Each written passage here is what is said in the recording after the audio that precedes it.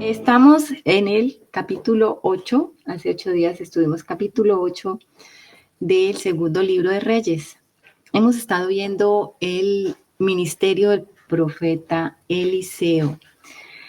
Pasamos ya por el profeta Elías, ahora vimos al profeta Eliseo en todas esas milagros y todas esas maravillas que el Señor hizo a través de este profeta.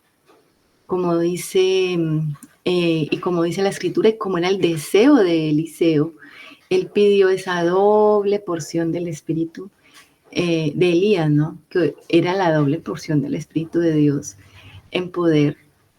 Y aunque era una cosa difícil, se le cumplió. Se le cumplió, ¿por qué? Porque Eliseo fue fiel, fiel discípulo de su maestro, fiel discípulo de Elías. Eso es una imagen para nosotros, una sombra.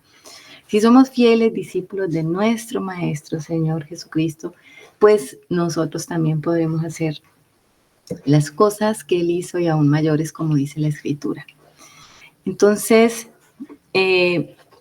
estábamos viendo ya el cumplimiento de una palabra profética que Dios le dio fue al profeta Elías. Y eso lo vimos hace 8 días. Allí se están conjugando la participación de los profetas en la parte del gobierno. Aquí siempre está el profeta al lado del gobernante. Por eso estamos viendo los reinos, ¿no? El reino del norte, el reino del sur, en Israel, pero también estamos viendo las implicaciones que tenía el profeta aún con los pueblos vecinos, en este caso con Siria. Resulta que el Señor le había dicho a Elías que él iba a cambiar Elías cuando Elías tenía esa depresión. Recuerden que él oraba a Dios y le decía, mátame, o sea, yo no quiero esto. Ya estaba cansado Elías como de llevar esa carga, de ser la luz de Israel y de estar confrontando el pecado del pueblo. Pero Dios no mata a Elías. Ustedes saben que Elías fue llevado, traspasado al cielo en un torbellino. Pero antes de eso, el Señor le da esas instrucciones claras a Elías sobre lo que iba a pasar en la parte política y en la parte ministerial. Primero le dice, vas a ungir a Eliseo. Después le dice, vas a ungir a Jehú como rey de Israel. Y también va a ungir a Hazael como rey de Siria. O sea que estaba el Señor dándole instrucciones también en la parte política. Esta no se cumplió en los días del profeta Elías, sino que estamos viendo que se cumple en los días del profeta Eliseo. O sea, Eliseo heredó esta función profética y entonces aquello que le fue delegado a Elías, esa comisión le tocó cumplirla fue a Eliseo. Hace 8 días entonces vimos cómo Ben-Hadad, que era el rey de Siria, enfermó y mandó a preguntar al profeta Eliseo, y estábamos hablando de esa influencia que tenía Eliseo, no solamente en Israel, que era su territorio, sino también fuera de Israel. Allí con los sirios, que eran los pueblos vecinos, enemigos que se atacaban. Muchas veces entraban los sirios en incursión a Israel para saquear, para esclavizarlos. Pero fíjense que estaba allí también la influencia del profeta. Cuando hay un profeta de Dios, cuando hay un hombre de Dios, este no solamente va a impactar su propia nación, también puede impactar y va a impactar las naciones vecinas. Entonces, Ben-Hadad envía su mensajero, que es Hazael, y le pregunta a Eliseo si él iba a morir de esa enfermedad o iba a sanar. Eliseo vio todo lo que iba a pasar y le dice, dile que ciertamente vivirá, pero va a morir. Y ahí le dice, ¿por qué va a morir? Le dice, es porque Hazael va a ser el próximo rey de Siria y era Hazael el que le iba a dar muerte a Ben-Hadad. Y también vio algo más, Eliseo, en los ojos de Hazael, es que Hazael iba a ser bárbaro, un cruel verdugo para Israel. Dice que Eliseo se quedó mirando fijamente a Hazael a los ojos, tanto que se ruborizó Hazael. Y Eliseo dice que se puso a llorar de ver lo que iba a pasar con este hombre. Y él le dice, ¿por qué llora, mi señor? Y Eliseo le dice, porque yo sé lo que le vas a hacer a mi pueblo.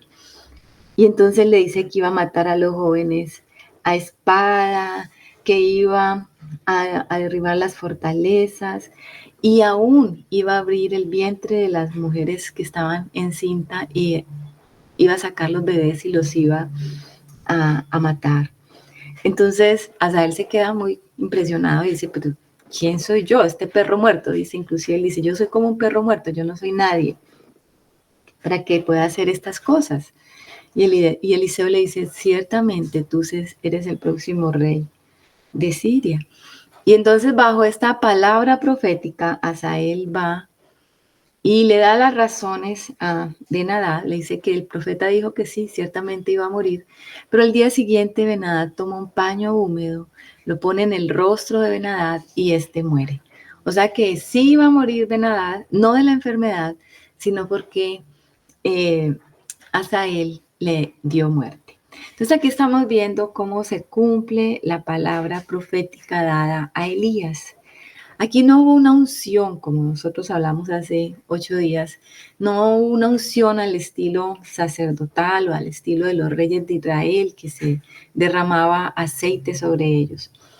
Esto era más bien una transferencia de poder, pero se estaba cumpliendo en este momento la palabra que el Señor le había dado a Elías. Terminamos de ver este evento con los sirios y vimos la parte de Judá. No habíamos regresado a Judá hace muchos capítulos y la escritura nos remonta entonces al reinado de Joram, que reina en Judá, pero este Joram era hijo de Josafat. Recordemos que Josafat fue un buen rey. Este rey estableció el culto como era. Los levitas enseñaban la palabra por todas partes. Él hacía las cosas bien hechas, pero en algo sí se equivocó.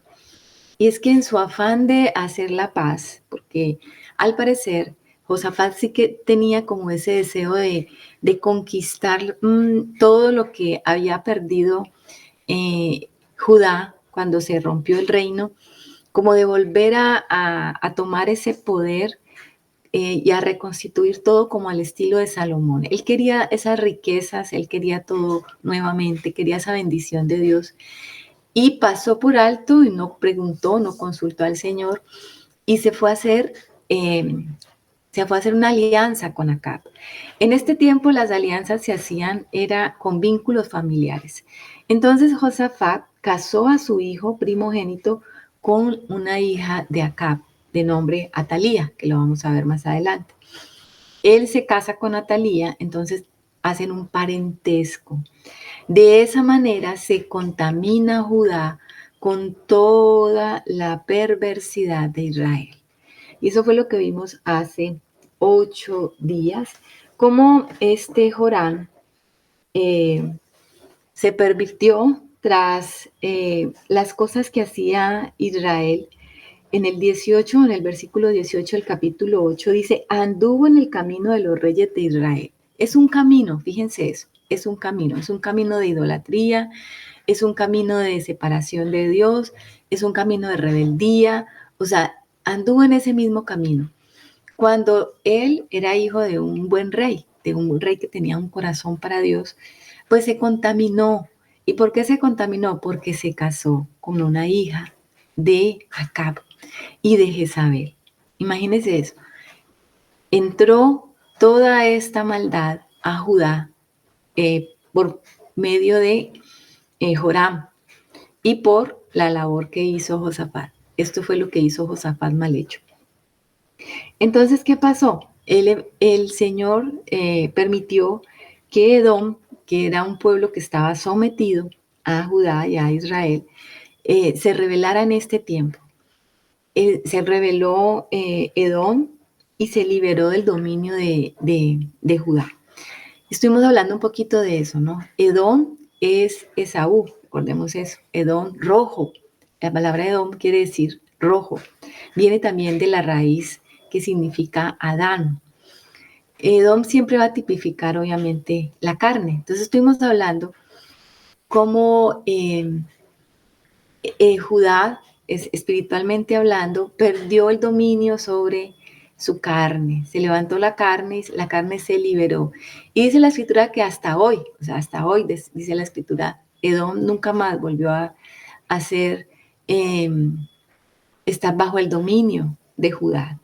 Como el hombre espiritual puede perder y puede perder el dominio sobre su naturalidad, sobre la parte carnal, por la idolatría y por extraviarse del verdadero camino del Señor. Entonces sí se pierden cosas, se pierden. Cuando nosotros descuidamos el camino de la verdad y nos vamos por el camino del engaño y el camino de la idolatría. Vimos también el final de Joram.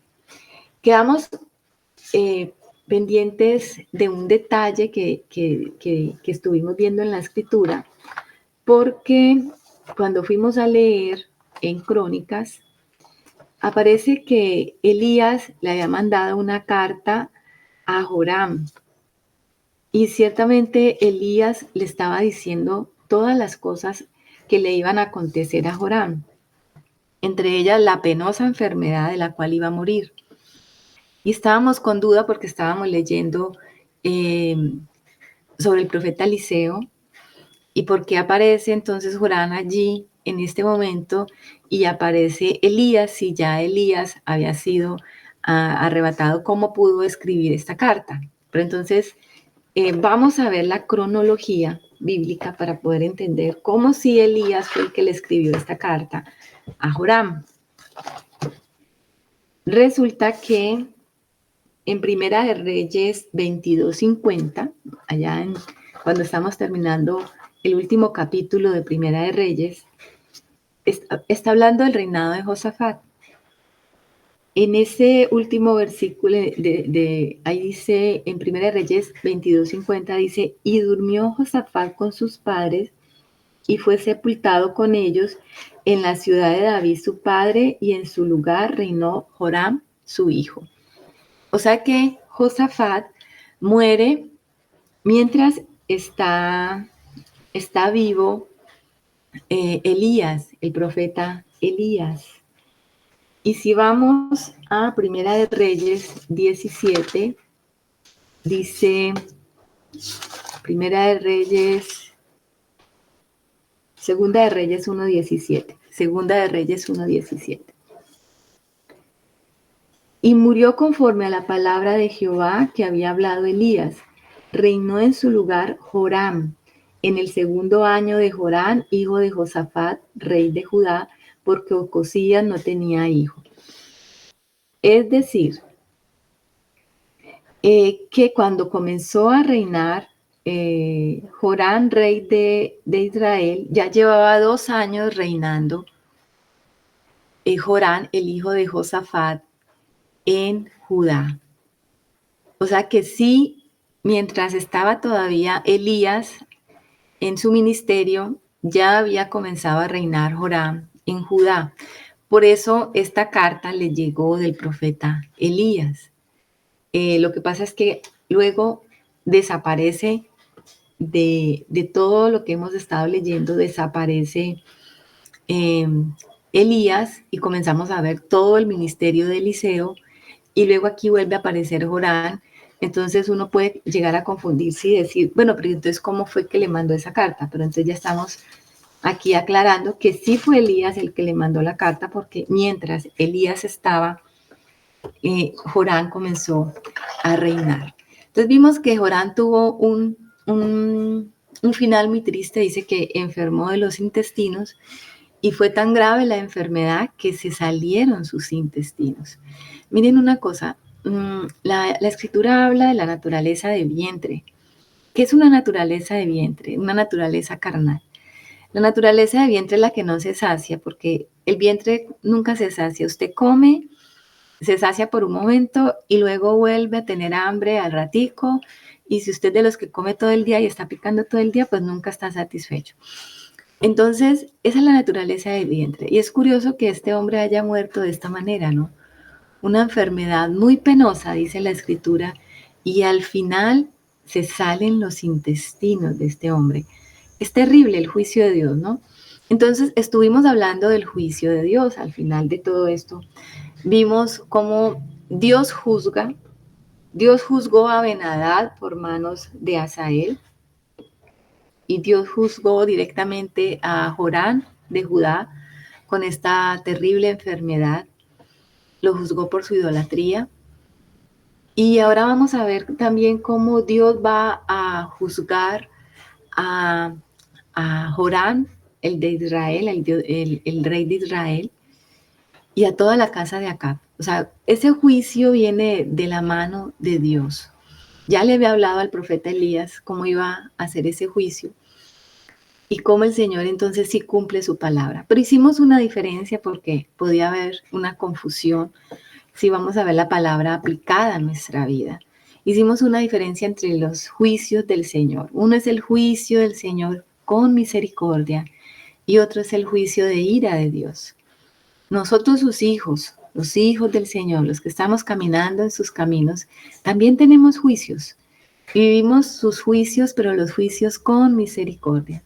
Esos juicios son para transformación, esos juicios son para libertad, esos juicios son para que el Señor nos santifique, porque a través de las pruebas, las dificultades y las tribulaciones nosotros entramos al reino de los cielos. O sea que son muy diferentes esos juicios a los juicios que el Señor establece de ira sobre aquellos pecadores y sobre aquellos que hacen la maldad. Entonces sí establecimos esa diferencia para que no nos confundamos.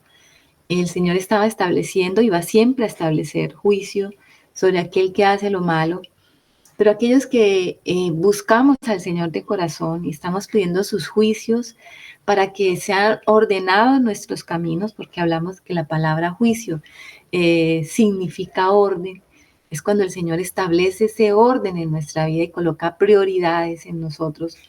Se va colocando el Señor primero en nosotros y entonces Él puede permitir que las situaciones alrededor nuestro se compliquen y comenzamos a vivir situaciones de tribulación. Y son juicios, sí, son juicios de Dios, pero los juicios de Dios para sus hijos son con misericordia, porque Él está buscando en nuestro perfeccionamiento, nuestra transformación y nuestra verdadera conversión. Allí quedamos hace 8 días. Quedamos en el versículo 24 del capítulo 8 y entonces entramos a ver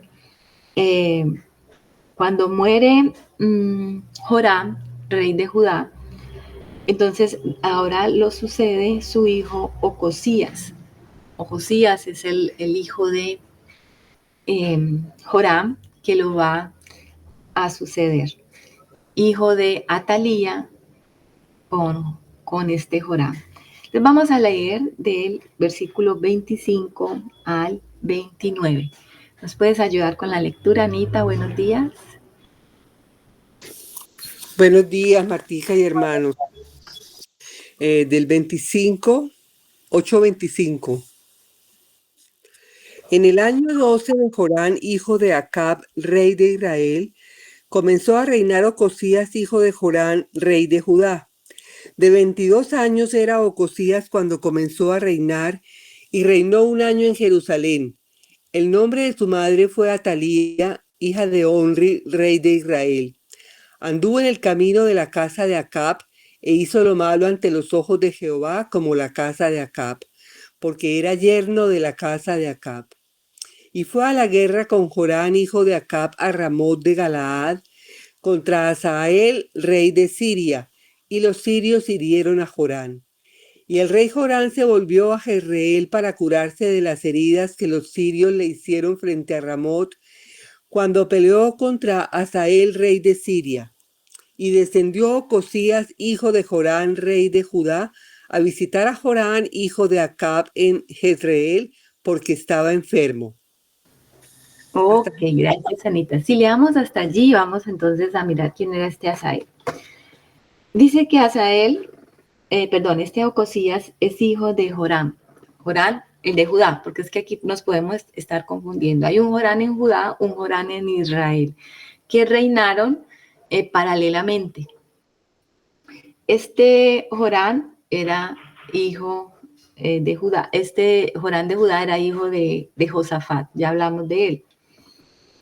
¿Quién entonces hereda el reino después de que Joram de Judá muere? Ocosías.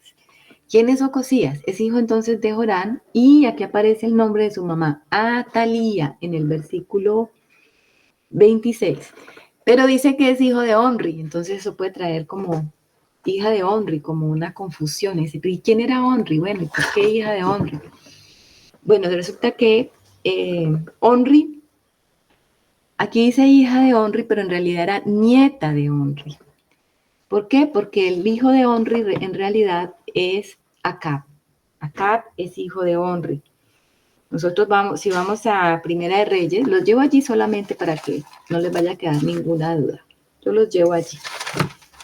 Primera de Reyes 16, 16:21 dice, entonces el pueblo de Israel fue dividido en dos partes. La mitad del pueblo seguía a Timni, hijo de Ginat, para hacerlo rey, y la otra mitad seguía a Omri. Este Omri entonces en algún momento hizo parte del reino de Israel, en los primeros reyes. En el 29 dice, comenzó a reinar Acab, hijo de Omri, sobre Israel en el año 38 de Asa, rey de Judá.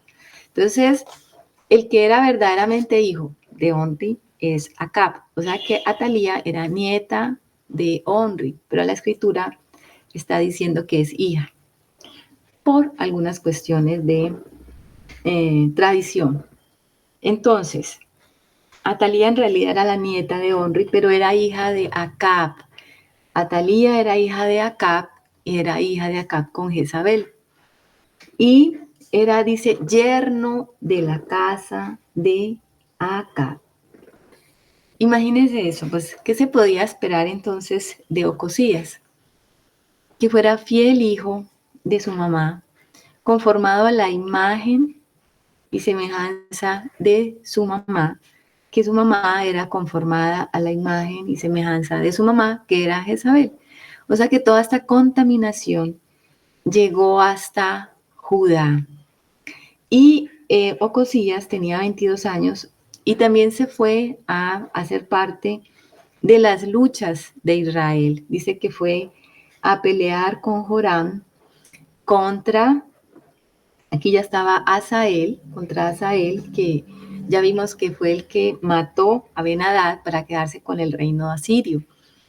Y ellos fueron a pelear contra Asael, y dice la escritura que Joram, el rey de Israel, fue herido, y Ocosías entonces fue a acompañarlo. Ahí quedó entonces como la introducción de quién es este Ocosías. Pero el reinado de Ocosías es muy pasajero, solamente va a reinar creo que un año, nada más. ¿Por qué? Vamos a ver entonces por qué solamente va a reinar un año. Y es por causa de Jehú. Aquí en el capítulo 9 va a aparecer Jehú. Ya vimos que en la profecía ya se cumplió entonces que Asael reemplazó a Ben-Hadad. Eso fue lo primero que le dijo el Señor a Elías.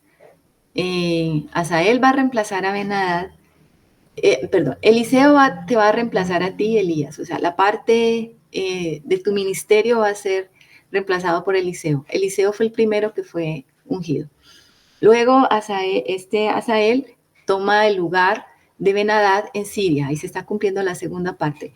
Y ahora falta la tercera parte, que la vamos a ver en el capítulo 9, que es que Jehú va a ser el que va a reemplazar a Joram. Y el Señor va a hacer un importante juicio a través de Jehú sobre la casa de Acab. Y aquí vamos a ver entonces el juicio de Dios que fue hablado por boca del profeta Elías a Acab, cómo se cumple y cómo se va a cumplir a cabalidad. O sea, todas las palabras que el Señor dijo, ninguna de ellas va a caer en tierra, sino que todas se va a cumplir a través de este Jehú que va a ser ungido por el profeta Eliseo. Ungido, digamos, lo opuesto, no con la unción que ya les comenté de aceite, pero sí va por la palabra de Eliseo, va a ser ungido.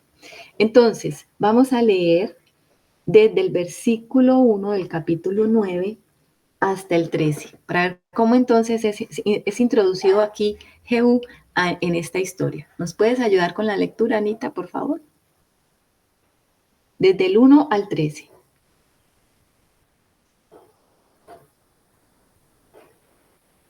¿Sí está, Anita? Perdón. Entonces el profeta Eliseo llamó a uno de los hijos de los profetas y le dijo: ciñe tus lomos y toma esta redoma de aceite en tu mano y ve a Ramot de Galaad. Cuando llegues allá, verás allí a Jehú, hijo de Josafat, hijo de Ninsi, y entrando, haz que se levante de entre sus hermanos y llévalo a la cámara. Toma luego la redoma de aceite y derrámala sobre su cabeza y di: así dijo Jehová, yo te he ungido por rey sobre Israel. Y abriendo la puerta, echa a huir y no esperes. Fue pues el joven, el profeta, a Ramot de Galaad.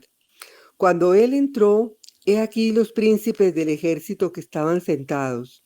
Y él dijo: príncipe, una palabra tengo que decirte. Jehú dijo: ¿a cuál de todos nosotros? Y él dijo: a ti, príncipe. Y él se levantó y entró en casa. Y el otro derramó el aceite sobre su cabeza y le dijo: así dijo Jehová, Dios de Israel, yo te he ungido por rey sobre Israel, pueblo de Jehová. Herirás la casa de Acab tu señor, para que yo vengue la sangre de mis siervos los profetas y la sangre de todos los siervos de Jehová de la mano de Jezabel. Y perecerá toda la casa de Acab, y destruiré de Acab todo varón, así al siervo como al libre en Israel. Y yo pondré la casa de Acab como la casa de Jeroboam, hijo de Nabat, y como la casa de Baasa, hijo de Ahías. Y a Jezabel la comerán los perros en el campo de Jezreel, y no habrá quien la sepulte. Enseguida abrió la puerta y echó a huir. Después salió Jehú a los siervos de su señor y le dijeron: ¿hay paz? ¿Para qué vino a ti aquel loco?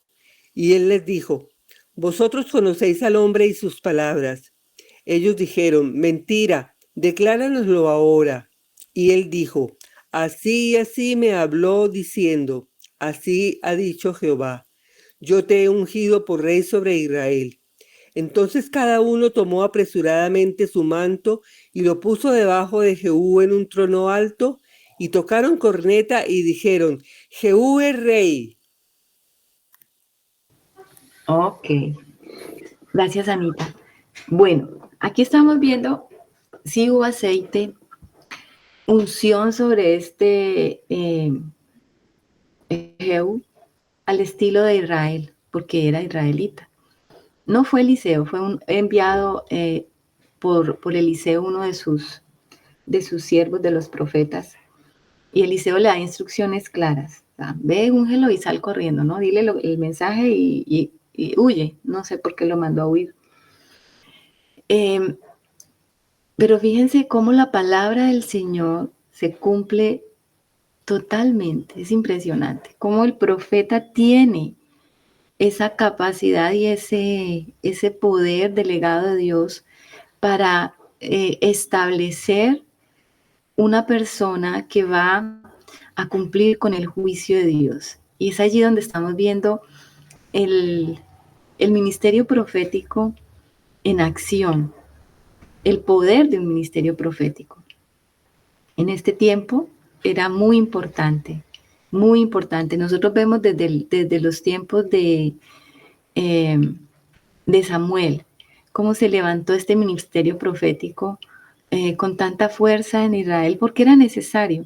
Siempre el ministerio profético entonces va a acompañar de aquí en adelante a los reyes. Siempre vamos a ver un rey y al lado del rey los profetas, como los videntes de Dios, anunciando todo lo que venía de parte de Dios, lo que era verdadero, lo que estaba haciendo para denunciar lo malo y también para las aprobaciones de Dios sobre estos varones. Aquí estamos viendo que ninguna palabra que fue dicha al profeta Elías se cayó, porque el profeta Eliseo está trayendo esas palabras y le está diciendo a Jehú que todo este juicio iba a venir sobre la casa de Acab por todo lo que habían hecho él y Jezabel a los profetas de Dios y porque habían hecho pervertir el pueblo tras los Baales. Entonces, ¿qué pasa? Estaban reunidos Jehú, que era príncipe, con otros príncipes, y dice que llegó entonces allí el mensajero que, que envió Eliseo. En el 5 dice, cuando él entró de aquí los príncipes del ejército que estaban sentados y él dijo, príncipe, una palabra tengo que decirte. Y Jehú dijo, ¿a cuál de todos nosotros? O sea que habían varios. Y él dijo, a ti, príncipe. Y entonces le llama aparte y le unge. ¿Por qué le unge con aceite? Ya hablamos de eso, porque era parte de Israel. Así se ungían los reyes, así se ungían los sacerdotes. Diferente a lo que pasó con Asael. Por eso no hubo aceite para Asael, porque no era puesto de parte de Dios sobre Israel, sino simplemente puesto de parte de Dios en Siria. Y dice que le derramó el aceite sobre la cabeza y le dio las palabras, ¿no? Yo te he ungido por rey sobre Israel, pueblo de Jehová. Y le mandó con estas palabras, heridad la casa de Acab tu señor para que yo vengue la sangre de mis siervos los profetas y la sangre de todos los siervos de Jehová de la mano de Jezabel. Y perezca toda la casa de Acab y destruiré de Acab todo varón, así al siervo como al libre en Israel. Y yo pondré la casa de Acab como la casa de Jeroboam, hijo de Nabat, y como la casa de Baasa, hijo de Ahías. Y a Jezabel la comerán los perros en el campo de Jezreel. Y todo esto se cumple. Mire que desde este momento él es ungido y aquellos que estaban alrededor de él, pues militares también, eran del ejército, lo proclaman rey. Desde ese momento hay un traspaso de autoridad, hay un traspaso de orden. Fíjense que siempre la autoridad, y cuando hay unción, la unción significa autoridad. Y cuando hay esa autoridad, también hay orden. O sea que ya la autoridad fue traspasada a Jehú y ahora el orden cambió. Y aunque todavía estaba Joram como rey de Israel, ya no tenía de parte de Dios el respaldo. Por eso este ejército que estaba alrededor de Jehú lo proclamó como rey. Dijeron, pues si él es ungido, de parte de Dios tiene la autoridad, viene el respaldo de Dios a él, entonces vamos a estar con el que Dios respalda. Aunque Israel era un pueblo apóstata, ellos no habían perdido todavía la parte y el entendimiento de lo que era la unción de Dios y el respaldo de Dios. Y entonces Jehú es en este momento proclamado rey. Vamos a seguir leyendo porque de aquí en adelante viene ese juicio que tal vez nosotros estábamos esperando, porque la historia no nos volvió a hablar de Jezabel. Jezabel desapareció. Jezabel, mientras estaba Eliseo, no tuvo confrontación con Eliseo. Curiosamente, Jezabel estaba como oculta. Empezaron a reinar sus hijos, pero ella está como oculta, no sabemos dónde está. ¿Qué dice Salecito? Buenas. Bueno, aquí vemos que estoy como un poquito confundido. Jehú era hijo de Josafat, ¿cierto? No, no, Alecito. Jehú dice acá Era hijo de Josafat, hijo de Nimsi, o sea que no era el Josafat de Judá, era otro Josafat. Ah, ahí está la confusión, porque estaba viendo que cómo iba Jehú, siendo de Judá, iba a reinar en el reino del norte. Claro. Sí, ahí hace la diferencia. No era ese Josafat de Judá, sino hijo de Josafat, hijo de Nimsi, hace la diferencia. Listo. Uh-huh. Estábamos hablando de que Jezabel no había vuelto a aparecer después de la persecución y de que muere Acab. O sea, ella no volvió a aparecer. Seguramente estaba por ahí detrás de todo, pero no es protagonista. Pero el Señor no se olvidó de Jezabel, tenía que juzgar a Jezabel. Mire todas las implicaciones de Jezabel. Había contaminado toda la casa de Israel y también alcanzó a contaminar a Judá. Nosotros ya estudiamos un poquito eso allá en Apocalipsis porque la escritura vuelve y habla de Jezabel en las cartas de Apocalipsis. Entonces uno tiene que pensar y decir, esto tiene que ver con nosotros, esto tiene que ver con la iglesia, esta no es una historia aislada, una historia que podemos leer y simplemente dejarla allí. Jezabel se mueve dentro de la iglesia hoy en día como un tipo de doctrina carnal, un tipo de doctrina que lleva a la idolatría, a que se esté pervirtiendo el corazón y adorando otras cosas en lugar de establecer el verdadero culto a Dios. Y eso lo hemos visto en la historia de la iglesia. Entonces, no es algo aislado, el Señor nos está recordando esto. Y aquí hay un juicio sobre Jezabel que se va a cumplir literal. Totalmente se va a cumplir las palabras que el Señor había determinado sobre Jezabel, que ella iba a ser devorada por los perros y que no iba a ser sepultada. Ni siquiera era digna de ser sepultada. Ustedes saben que en todas las culturas siempre se ha rendido como ese respeto a los restos humanos.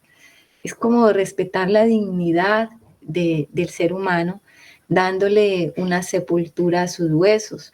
No pasa lo mismo con los animales quedan muertos en cualquier parte y sus huesos quedan por allí, pero el ser humano siempre le da una dignidad y sepulta sus huesos y hay un recordatorio sobre esa persona. Aquí Jezabel es como borrada y para Dios no tiene, quiere como borrarla de la tierra y que no quede nada de ella y que nada de ella sea exaltada. Eso es Jezabel. El Señor la va a juzgar de esa manera. Nada, no va a quedar absolutamente nada. Y es curioso que la coman los perros. Ustedes saben que el perro en la escritura representa al que no discierne, o sea, de lo espiritual, o sea, es un animal inmundo que come una cosa y come otra sin discernir si es limpio o sucio. Y por eso la comen a ella los perros como identificándose con su propia naturaleza espiritual. Entonces, si seguimos leyendo en el versículo 14, Anita, ¿nos puedes ayudar? Sí, Marta. 14 al 26. Así conspiró Jehú, hijo de Josafat, hijo de Nimsi, contra Jorán.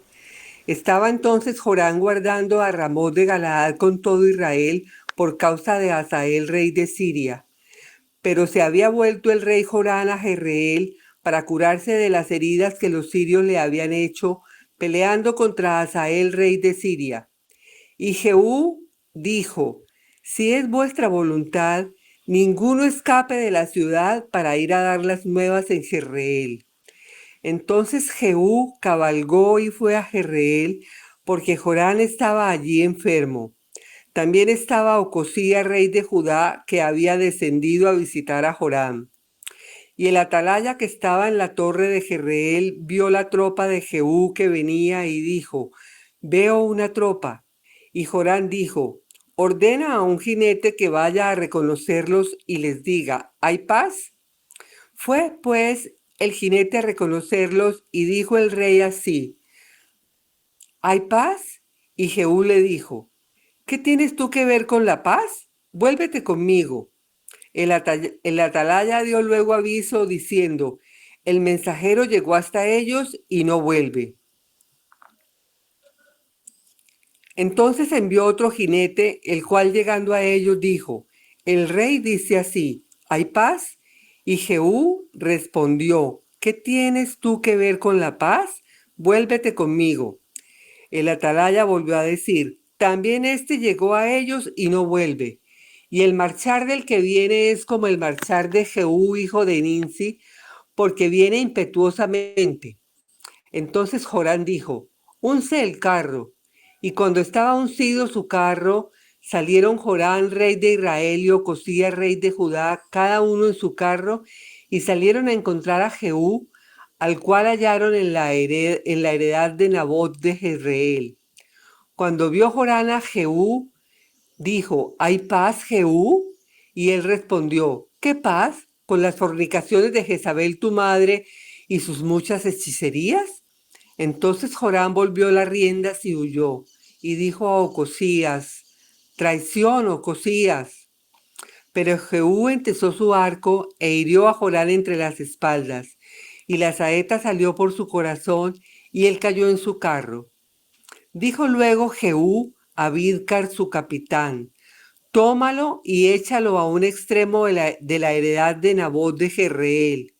Acuérdate que cuando tú y yo íbamos juntos con la gente de Acab su padre, Jehová pronunció esta sentencia sobre él diciendo, que yo he visto ayer la sangre de Nabot y la sangre de sus hijos, dijo Jehová, y te daré la paga en esta heredad, dijo Jehová.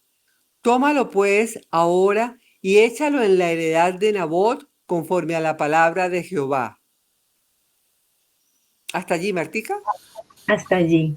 Gracias, Anita. Es tremendo y es tremendo ver, miren, lo que a uno le queda de todas estas historias, aunque uno dice, bueno, qué sangrienta las historias de la escritura y todos estos nombres que a veces hasta nos confundimos, ¿cierto? Que este es hijo de este, y uno dice, ay, que todos estos nombres de pronto. Pero que nos queda claro es la fidelidad de Dios y es como la palabra de Dios es verdadera y cómo se cumple. Todas estas palabras que estamos viendo aquí se las había dado el Señor a Elías y Elías las había pronunciado sobre Acab. Eso es lo impresionante. El mismo Jehú dice que él estuvo allí presente. Vamos a ir viendo qué fue lo que pasó. Dice que conspiró. O sea, el Señor se levantó uno que conspirara contra la casa de Acab. Y entonces tomó a todos estos príncipes, hizo un ejército y se fue a pelear o a matar a Joram.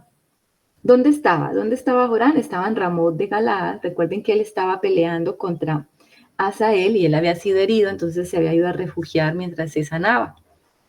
Dice entonces que el 15 dice, pero se había vuelto el rey Joram a Jezreel para curarse de las heridas que los sirios le habían hecho peleando contra Hazael. O sea, se había ido ¿dónde? A Jezreel. Dice que el 16, entonces Jehú cabalgó y fue a Jezreel porque Joram estaba allí enfermo. También estaba Ocosías, rey de Judá, que había descendido a visitar a Joram. Estaban juntos. Estaba allí Joram y estaba Ocosías. En términos familiares, es como si Ocosías y Joram pues eran parientes. Al parecer, Ocosías era como un sobrino, ¿no? Venía siendo como un sobrino de Joram. Y dice que él cabalgó, eran ciudades que estaban amuralladas y tenían atalayas. Entonces él venía cabalgando con su ejército y ustedes saben que los atalayas siempre dan aviso. Bueno, ¿quién viene? Está mirando de lejos. Viene por allá alguien que tiene apariencia. Entonces mandaron a un jinete a verificar quién era y cómo Jehú lo persuadía, ¿no? el otro le preguntaba, ¿vienes en paz? Y él decía, ¿qué paz? ¿Qué tienes tú que ver aquí con paz? Únete a mí. O sea, él venía en son de guerra, pero usted, si no quiere que le vaya mal, más bien únase conmigo. Y los jinetes y aquellos que venían a preguntar se quedaban con él. 2 veces pasó de la misma manera. Y por último, entonces, el atalaya da aviso que es Jehú que viene con ímpetu, o sea, que no viene en paz, sino que viene a atacar. Y Joram dice, bueno, me tengo que escapar, arrégleme el carro. Le arreglaron su coche para que se escapara, pero no alcanzó. Dice que Jehú lo alcanzó en el 22, cuando vio Joram a Jehú, dijo, ¿hay paz? Y Jehú le respondió, ¿qué paz? Con las fornicaciones de Jezabel tu madre y sus muchas hechicerías. O sea, aquí queda claro que la unción que le da Dios a Jehú le da como un celo sobre Israel. Es curioso, ¿no? Porque él antes hacía parte de su ejército, él antes estaba allí para ayudarlo en todas sus cosas y ahora en cambio estaba en contra. Pero todo ¿por qué? Porque le habían ungido como rey, porque Dios le había ungido y de parte de Dios venía ese celo y de parte de Dios venía esa fuerza y de parte de Dios venía todo el respaldo para establecer este juicio, un juicio que lo hizo Jehú conforme a todo lo que Dios dijo. Y entonces va a juzgar aquí a Jezabel. Dice que entonces Joram volvió las riendas y huyó. Y dijo, traición. O sea, traición, sí, se vinieron en contra mía. Pero Jehú entesó su arco y lo hirió. Y lo mató por las espaldas. Y dice que la espada o la saeta, mejor, le salió por su corazón. O sea, él estaba huyendo y él disparó por atrás y le salió por el corazón. Un golpe completamente certero. Y allí entonces muere Joram, que ya estaba debilitado. Mire cómo el Señor comenzó a debilitar a este hombre. Primero los asirios, a través de Hazael, le hieren. Y ahora entonces Jehú viene y le da su estocada final y lo mató. Y también dice que hizo algo muy importante, Jehú. Dice, tómalo y échalo a un extremo de la heredad de Nabot de Jezreel. Acuérdate que cuando tú y yo íbamos juntos con la gente de Acab, su padre, Jehová pronunció esta sentencia sobre él diciendo, que yo te he visto ayer la sangre de Nabot y la sangre de sus hijos, dijo Jehová, y te daré la paga en esta heredad, dijo Jehová. Tómalo pues ahora y échalo en la heredad de Nabot conforme a la palabra de Jehová. ¿Recuerdan ese conflicto de la heredad de Nabot? Que Acab se enamoró de la heredad de Nabot porque estaba cerca a su residencia y él quiso tomarla, comprársela y Nabot le dijo que él no le iba a vender a él su heredad, que lo guardara el Señor de vender su heredad. La heredad de Nabot pues era su posesión, era la tierra que Dios les había dado en promesa desde antes de sacarlos de Egipto. Y él tenía su posesión como algo preciado y no se la iba a vender a Acab por nada, porque Acab era un hombre perverso y Nabot lo sabía. Nabot representaba ese hombre espiritual que cuida su alma. Recuerden que en ese momento hablamos de esa parte. La heredad nuestra es nuestra alma, eso es nuestra tierra, es lo que nosotros tenemos, lo que tenemos que cuidar y cultivar cada uno de nosotros.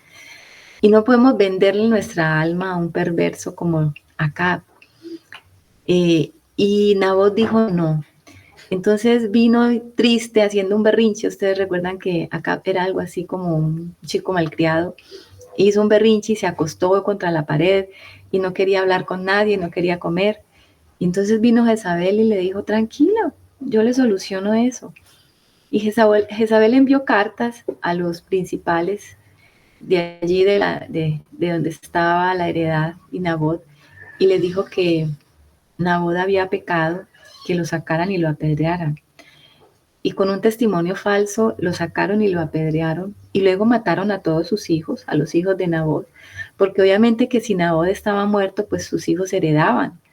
Y ellos también mataron a los hijos de Nabot en la heredad de Nabot. Y el que sí estaba viendo esto, porque Jezabel le entregó luego la heredad, ve y tómala, ya es tuya, o sea.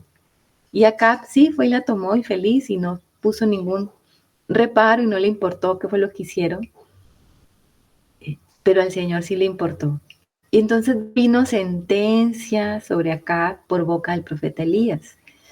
Y Elías le dijo todo esto, que él iba a morir, que sus hijos, que todo, que iban a ser derramados, la sangre. Y ustedes recuerdan que Acab se arrepintió y dice que ayunó y que quebrantó su corazón. Y entonces dice que el Señor le dijo a Elías que por cuanto Acab se había arrepentido, esto no iba a acontecer en sus días, sino que iba a acontecer con sus hijos. Y mire que milimétricamente estamos viendo cómo se cumple la palabra de Dios y las sentencias de Dios sobre Acab ahora en su descendencia. Es hora del juicio y el Señor todo lo hace en su tiempo. ¿Esto de qué nos habla? Nos habla de que tenemos un Dios fiel, nos habla de que tenemos un Dios que se ajusta por completo a su palabra. Es un Dios en el cual podemos nosotros confiar. Cuando el Señor dice algo, así es. No tenemos por qué dudarlo, no tenemos por qué dudar su palabra, porque lo que Él ha dicho, así se va a cumplir. Uno de los problemas nuestros en la relación con el Señor siempre va a ser la incredulidad. Uno de nuestros problemas es la desconfianza. Pero yo creo que cuando vemos cómo el Señor va cumpliendo cada una de estas sentencias y va siendo fiel a su palabra, esto nos da un reposo. Tenemos un Dios confiable y también tenemos un Dios justo. Nosotros vemos tantas injusticias diariamente. Nosotros vemos que ocurren a nuestro alrededor tantas injusticias y decimos, pero ¿por qué no hay justicia? ¿Pero por qué se pasan por alto esto? ¿Pero por qué no juzgan a este? ¿Pero por qué no le hacen? O sea, siempre queremos ver como la justicia aplicada desde el punto de vista natural. Pero nosotros no podemos pasar por alto que lo que el hombre no está viendo y está juzgando, Dios sí lo juzga. Nadie va a poder escapar del justo juicio de Dios. Y Acab, aunque murió y no, y de pronto no experimentó este juicio tan terrible de ver cómo desaparecía su casa de esta manera, por misericordia de Dios, esto pasó después de que él ya murió, pero se cumplió, se cumplió. Entonces nunca perdamos de vista esto. Hay un Dios justo, está sentado en su trono de justicia y Él va a cumplir cada uno de sus palabras, de sus sentencias, sean sentencias de muerte o sean sentencias de vida. Nosotros tenemos promesas de vida en el Señor que las vamos a recibir, que las tenemos por ciertas. Nunca dudemos de ellas, nunca. Porque la palabra del Señor es segura y podemos confiar en ellas. Entonces esto lo que nos da es una confianza en aquel que ha escrito la palabra, en aquel que ha dejado ese testimonio de la confiabilidad del Dios que nosotros tenemos. ¿Para qué están todas estas historias acá? Para que nosotros aprendamos de ellas, a confiar en el Dios que tenemos, en ese Dios que puede ser severo y que es severo cuando tiene que ser severo, que juzga todas las cosas, que nada pasa por alto, nada pasa por alto. Y el Dios que es fiel con su pueblo y siempre está por rescatar a su pueblo para cumplir sus promesas. Porque nosotros vamos a ver esas dos líneas. Vamos a ver estas dos líneas en los reinados, ¿no? Por un lado está juzgando los caminos de Jeroboam, porque Jeroboam es aquel que hace que Israel se pervierta tras la idolatría y la falsa idolatría a Dios, pero por otro lado está bendiciendo la casa y permanece en esa fidelidad con la casa de David, y siempre vamos a ver eso. Y no hizo esto por amor a David, por las promesas que había hecho a David. Entonces nosotros tenemos esa seguridad de que el Señor va a juzgar con severidad lo que no es, pero que el Señor también va a cumplir sus promesas hechas a David. Y el Señor cumple cada una de sus promesas hechas a David hasta nuestros días, hasta nuestros días. Porque hoy tenemos el cumplimiento de esas promesas en nuestro Señor Jesucristo. Y en lo que el Señor está haciendo, levantando ese linaje de David en su iglesia hoy en día. En cada uno de nosotros como hijos de Él, se están cumpliendo todas estas promesas. Entonces tenemos las palabras aquí escritas como ese testimonio vivo del Dios que tenemos, de ese Dios grande y maravilloso que no pasa por alto. ¿Estamos viendo cosas terribles a nuestro alrededor? Sí. ¿Estamos viendo injusticias? Sí. Pero no pensemos ni por un minuto que Dios es ajeno a todo esto. El Señor está a cargo y Él sabrá establecer su juicio. Viene un juicio terrible para los hijos de desobediencia y nosotros sabemos eso porque está en la palabra. ¿Por qué tenemos que creer en la palabra? Porque es confiable, porque lo vemos cumplirse, porque vemos aquí cómo se cumple de una manera completa. Ninguna palabra que fue dada a Elías se cayó, ninguna, todas se cumplieron. Podemos entonces confiar en el testimonio de la palabra. Podemos confiar en ese testimonio todos los días, todos los días. Ser fieles también creyendo aquella palabra que el Señor nos ha dado. Hay un juicio, sí, hay un juicio de ira para los que no tienen al Señor. Y hay un juicio de misericordia para sus hijos. Hay un final para aquellos que no están en Cristo. Y hay un final para los que están en Cristo que heredarán todas las promesas. Eso tiene que estar claro para nosotros. Seguidamente hay otro título pequeño, aquí estamos viendo como apartes y pequeños títulos. Y dice en el 27, Ocosías de Judá es asesinado. Dice, viendo esto, Ocosías, rey de Judá, huyó por el camino de la casa del huerto. Y lo siguió Jehú, diciendo, herid también a este en el carro. Y le hirieron a la subida de Gur, junto a Ibleam. Y Ocosías huyó a Megiddo, pero murió allí. Y sus siervos le llevaron en un carro a Jerusalén, y allá le sepultaron con sus padres en su sepulcro en la ciudad de David. En el 11º año de Jorán, hijo de Acab, comenzó a reinar Ocosías sobre Judá. Este es el corto reinado de Ocosías. ¿Y por qué también muere Ocosías aquí? Porque él también es un descendiente de Acab. Él es un descendiente de Acab, hijo de Atalía. Entonces el juicio lo alcanzó, porque también era perverso como sus padres. También el juicio de Dios lo alcanzó a Ocosías. Un reinado muy corto, un año nada más. Murió sin nada, sin gloria. Fue enterrado simplemente, por lo menos fue enterrado, fue sepultado allí en Jerusalén, pero sin pena ni gloria. Fue traspasado según los juicios que Dios también permitió sobre él. Y ahora sí viene lo que es la muerte de Jezabel. Vamos a ver entonces cómo Dios juzga completamente a Jezabel. En el versículo 30 dice, vino después Jehú a Jezreel, y cuando Jezabel lo oyó, se pintó los ojos con antimonio y atavió su cabeza y se asomó a una ventana. Y cuando entraba Jehú por la puerta, ella dijo, ¿sucedió bien a Zimri que mató a tu señor? Alzando él entonces su rostro hacia la ventana, dijo, ¿quién está conmigo? ¿Quién? Y se inclinaron hacia él 2 o 3 eunucos. Y él les dijo, echadla abajo. Y ellos la echaron, y parte de su sangre salpicó en la pared y en los caballos, y él la atropelló. Terrible. Jezabel estaba entonces allí cuidada por sus eunucos como la reina que era, y apenas vio que venía Jehú, ella dice que se pintó los ojos con antimonio, se atavió la cabeza y se asomó a una ventana. Algunos dicen de esta escena es que Jezabel quería como seducir a Jehú, seducirlo pues con su maquillaje.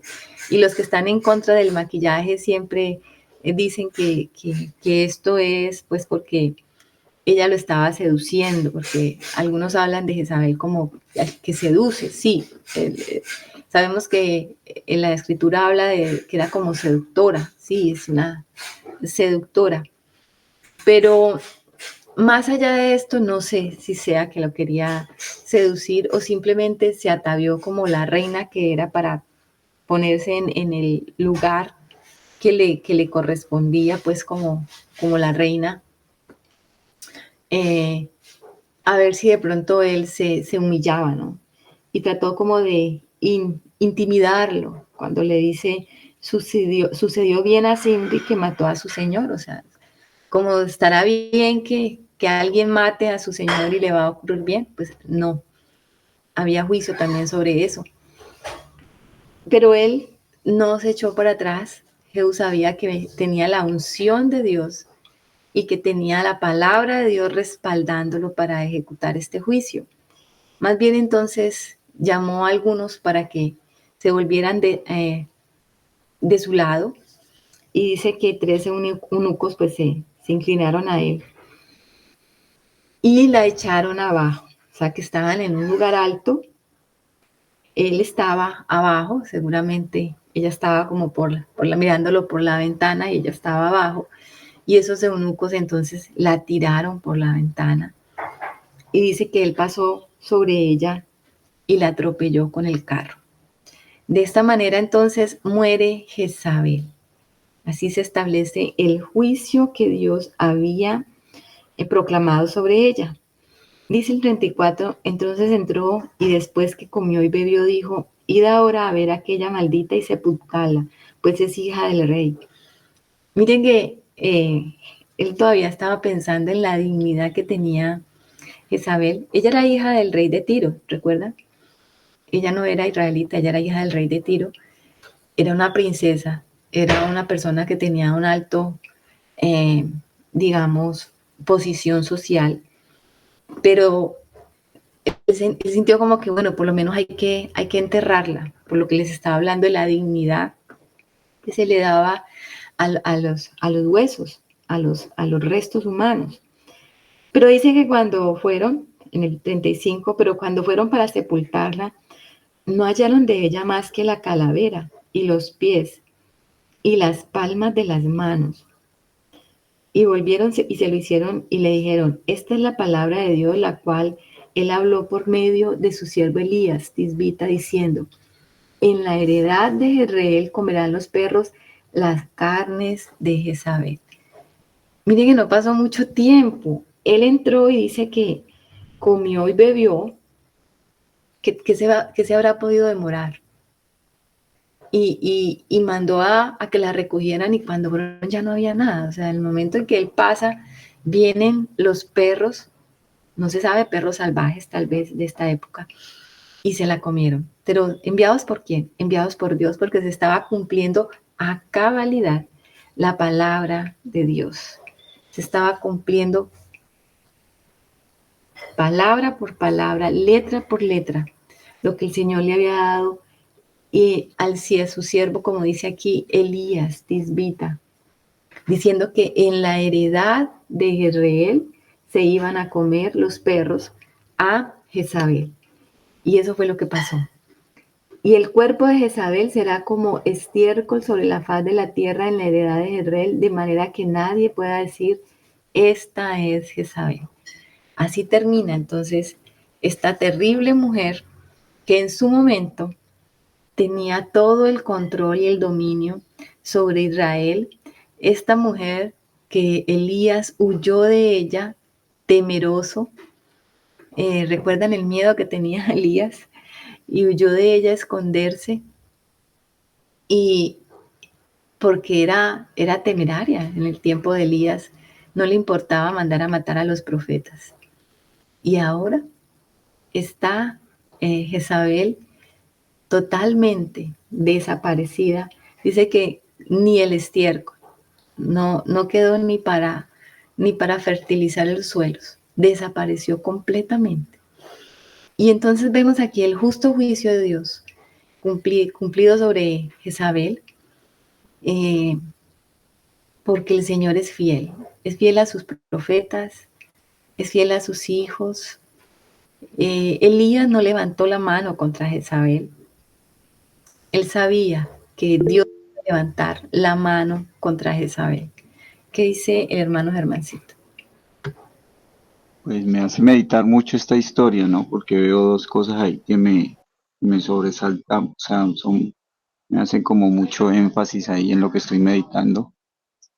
Entonces lo pongo delante de los hermanos. Pues primero, como el Señor cuando viene a establecer juicio sobre la casa de Acab y de Jezabel a través de Jehú, es cuando va a confrontar a Ocosías, dice, pues tú lo hacías referencia ahora, ¿no? Que el Señor no había decidido no hacerlo en los días de Acab, sino con sus hijos.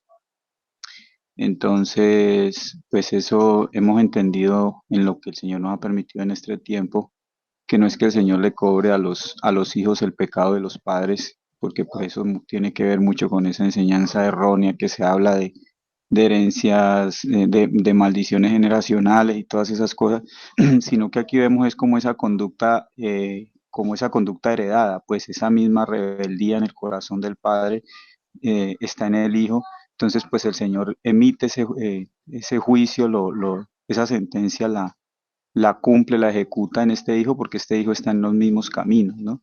Pero siempre también vemos cómo cuando realmente hay un hijo, cuando hay un hijo incluso que haya recibido toda esta herencia, pero se arrepiente de corazón, pues como el Señor es más grande su misericordia que su ira. Eso como primero, ¿no? Entonces, y ahí lo vemos así, porque vemos que Ocosías estaba caminando en la misma necedad de sus padres. Y también me llama la atención Jezabel, porque dice la escritura que los perros fueron los que comieron a Jezabel. Entonces veo también como ese peligro dentro de la iglesia, de que cuando no hay discernimiento realmente, entendiendo que Jezabel representa esa alma que teniendo un esposo, que siendo la mujer del rey, y que ella debe estar sujeta a él, que quien debe gobernar es el rey. Ella siempre es la que gobierna, ella siempre es la que toma esa posición, no permite que el rey gobierne, y ella va en contra de todo lo que sea la palabra de Dios. Ella es la que quiere hacer su voluntad, ella es la que quiere hacer las cosas, ella es la que quiere quitar y poner, y no permite que el rey gobierne. Entonces, incluso habla de aquí cuando el profeta está encarando a Ocosías, le dice que paz no puede haber paz con esas fornicaciones y con esas hechicerías. O sea, parece que esta mujer era pues perversa de todas las maneras. Entonces, ¿cómo aún en la iglesia, porque estamos hablando del reino de Israel, cómo en la iglesia teniendo al Señor, teniendo ese marido que es el Señor, pues cuando no hay discernimiento, cuando no hay un verdadero discernimiento, estamos operando como en esa, sé que es duro y es un poquito complejo esto, pero cuando no hay ese verdadero discernimiento, estamos operando es en esa naturaleza de perros y estamos alimentándonos de esa misma condición espiritual de Jezabel, donde no es el Señor el que gobierna, sino que es un alma que no ha querido someterse que no ha querido ser renovada y someterse al Señor. Eso es lo que pongo, mis hermanos. Gracias. Gracias, Germancito. Sí, hablando de... El juicio para la casa de Acab, sobre todo sus hijos, es porque ninguno se arrepintió. En realidad todos siguieron los mismos caminos, todos hicieron lo malo. Y ese juicio vino sin escaparse ninguno, porque el Señor no iba a dejar escapar a ninguno. Todos murieron. De hecho, eso es lo que vamos a ver después. Creo que vamos a dejar aquí hasta el capítulo, se terminó el capítulo 9, lo vamos a dejar allí porque es mucha información para que podamos nosotros digerir esto bien. En Apocalipsis, eh, en Apocalipsis 2, que es donde están las cartas a las iglesias, es allí donde se hace mención de Jezabel. En el versículo 18 dice, y escribe al ángel de la iglesia en Tiatira, el Hijo de Dios, el que tiene ojos como llama de fuego y pies semejantes al bronce bruñido, dice esto: yo conozco tus obras y amor y fe, y servicio y tu paciencia, y que tus obras postreras son más que las primeras. Pero tengo unas pocas cosas contra ti, que toleras que esa mujer Jezabel, que se dice profetiza, enseñe y seduzca a mis siervos a fornicar y a comer cosas sacrificadas a los ídolos. Y le he dado tiempo para que se arrepienta, pero no quiere arrepentirse de su fornicación. He aquí yo la arrojo en cama y en gran tribulación a los que con ella adulteran, si no se arrepienten de las obras de ella. Y a sus hijos heriré de muerte, y todas las iglesias sabrán que yo soy el que escudriña la mente y el corazón, y os daré a cada uno según vuestras obras. Entonces se dan cuenta, mis hermanos, que, como decía Germancito, ahora esto no está tan lejos, porque si el Señor lo está diciendo a una de las iglesias, nosotros sabemos que el mensaje a las iglesias no necesariamente era puntual, no necesariamente era puntual sobre Tiatira, no era exclusivamente sobre Tiatira, era un mensaje para la iglesia de todos los tiempos. El Señor está hablando aquí a la iglesia carnal, una iglesia que es sufrida, es una iglesia que tiene amor, que tiene buenas obras, que tiene servicio, que tiene paciencia, que ha crecido en obras. El Señor les exalta. El Señor dice que tiene, el Señor que está mirando, dice que con ojos como llama de fuego. O sea, ¿quién es el que está mirando las obras de la iglesia? ¿Quién es el que escudriña con esos ojos que solamente pueden verlo todo? Es el Señor. Y dice que sus pies son semejantes al bronce bruñido. Aquel que tiene las obras impecables. El bronce tipifica el juicio. Y ese bronce bruñido es un bronce pulido, es un bronce que brilla, es un bronce que no tiene mancha. O sea que por eso el Señor está juzgando aquí las obras de la iglesia. Él está entrando a juzgar, son obras, las obras. Y en este contexto es que Él va a hablar de Jezabel. Toleras a Jezabel y dice que es una profetisa, una profetisa. Entonces nosotros podríamos decir que Jezabel no es una mujer. Generalmente cuando usted escucha enseñar de esto, hablan de la seducción de la mujer y personifican esa la mujer seductora. Pueda que sí, pueda que tenga algo de esto y en un plano muy bajo usted lo pueda relacionar. Pero en un plano más alto, espiritualmente hablando, nosotros tenemos que relacionar a Jezabel es con un tipo de doctrina seductora, un tipo de doctrina que nos seduce a la carnalidad, que nos seduce a hacer cosas carnales. Y hay ídolos allí, ídolos a las cuales por nuestras carnalidades nosotros podemos estar ofreciendo sacrificios. Un ejemplo, hay un culto a la vanidad hoy día, hay culto al cuerpo, hay un culto a la belleza. Uno podría extraviarse por ese lado. Hay un culto a la apariencia, hay un culto al conocimiento también. Usted podría llegar a tomar el conocimiento y querer exaltarse por medio del conocimiento, cosas carnales. Hay un culto a la fuerza humana para hacer. Hay un culto que puede llegar usted a llevar la idolatría, de llegar usted a admirar a la gente que tiene mucha capacidad para hacer cosas. Porque a usted le llama mucho la atención eso. O sea que son doctrinas que van a enseñar al hombre a fortalecerse en sí mismo para alcanzar las cosas.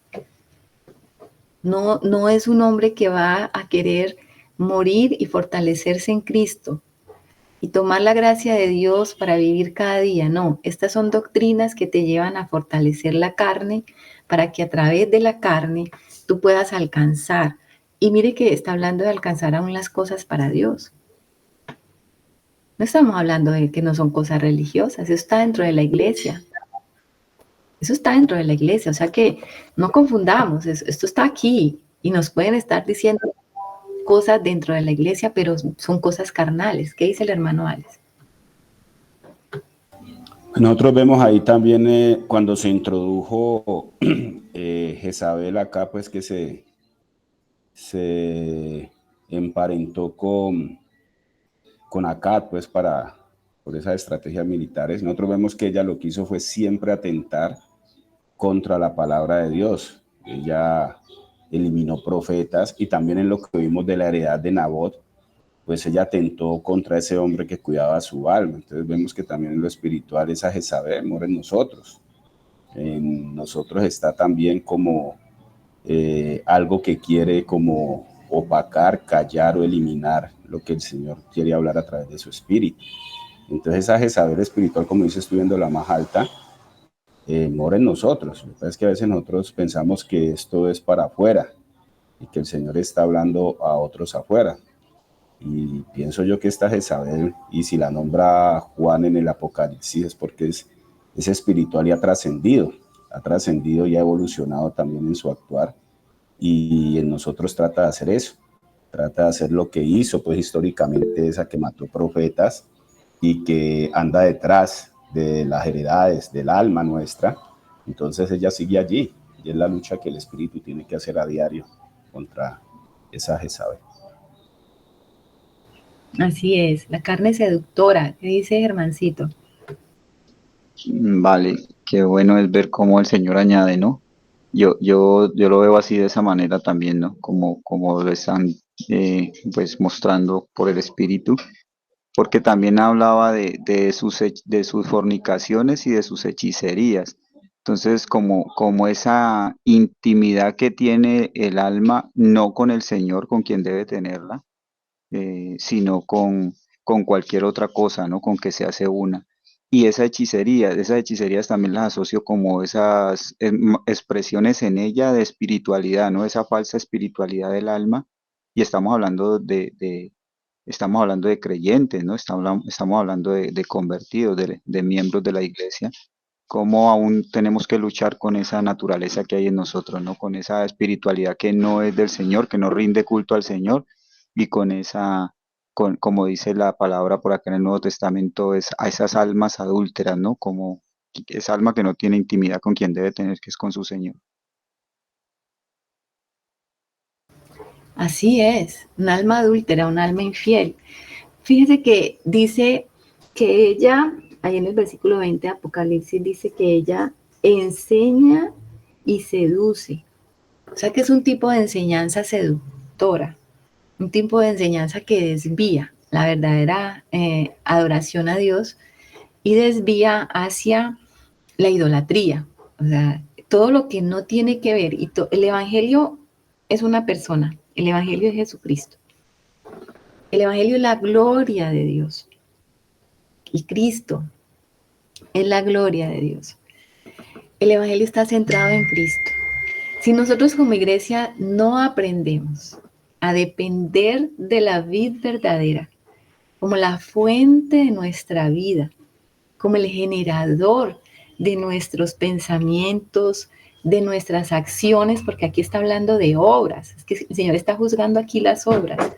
O sea que cuántas obras que nosotros hacemos a diario no son y no vienen de esa verdadera adoración al Señor, de esa verdadera dependencia de Cristo. Y que pueden sí estar viniendo de aquella Jezabel que ha sido y que está predicando y que está enseñándonos y que está allí seduciéndonos para que nosotros forniquemos con los ídolos. ¿Qué es una fornicación? Pues es un acto inmoral. ¿Qué es adulterio? Pues es la infidelidad, cuando somos infieles. Cuando yo le soy infiel al espíritu con la carne. Porque cuando yo no dependo de la gracia de Dios para obrar y estoy dependiendo de mi propia carnalidad y de aquello que le está dando fuerza a mi carnalidad, entonces estoy siendo infiel. Y aquí estamos hablando ya estamos hablando en sentido espiritual alto. Y espero que estemos comprendiendo un poco más esto, mis hermanos. Porque nosotros somos el pueblo de Dios.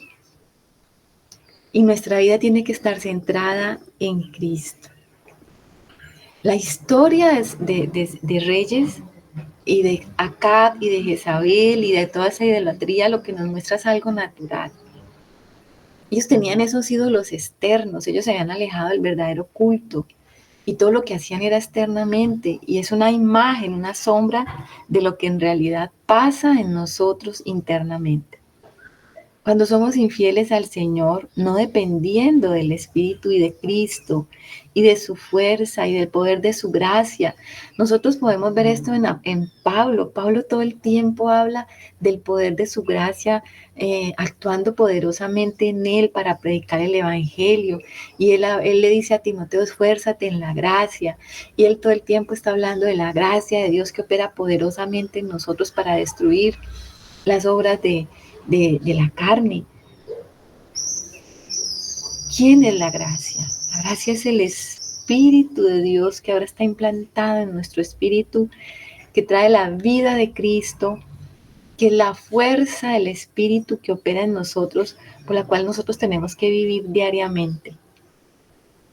Es cuando el Señor está juzgando las obras de la iglesia, está diciendo yo las veo, es porque Él sí está viendo qué obras estamos haciendo nosotros en la carne y qué obras están saliendo y viniendo verdaderamente de su gracia y del Espíritu. Y Él es el que puede establecer esta diferencia.